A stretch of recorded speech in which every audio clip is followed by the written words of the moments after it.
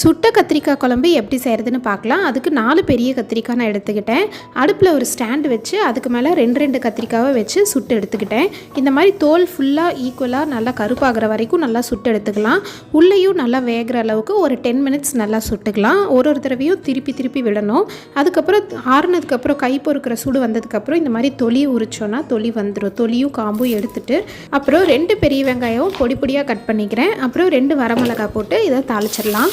புளி நான் ஒரு நெல்லிக்காய் சைஸில் ஊற வச்சுருந்தேன். அந்த புளி கரைசலை இதில் சேர்த்துக்கலாம். அதுக்கப்புறம் நம்ம சுட்டு வச்ச கத்திரிக்காவை நல்லா மேஷ் பண்ணிவிட்டு இதில் சேர்த்துட்டு வேணுங்கிற அளவு தண்ணி சேர்த்து நல்லா கலந்துடலாம். நம்ம குழம்பு ரெடி ஆகிடும். வேணுங்கிற அளவு தூள் உப்பு சேர்த்துக்கோங்க. புளி கொஞ்சம் சேர்த்து ஊற்றிக்கும் போது மீன் குழம்பு மாதிரி டேஸ்ட்டாக இருக்கும். இது செஞ்சதுமே சாப்பிட்றத விட அடுத்த நேரம் நம்ம சாப்பிடும்போது இன்னும் சுவை கூடுதலாக இருக்கும். சுடுசாதத்தில் போட்டு சாப்பிடும்போது டேஸ்ட்டு சூப்பராக இருக்கும். நீங்களும் ட்ரை பண்ணி பாருங்கள்.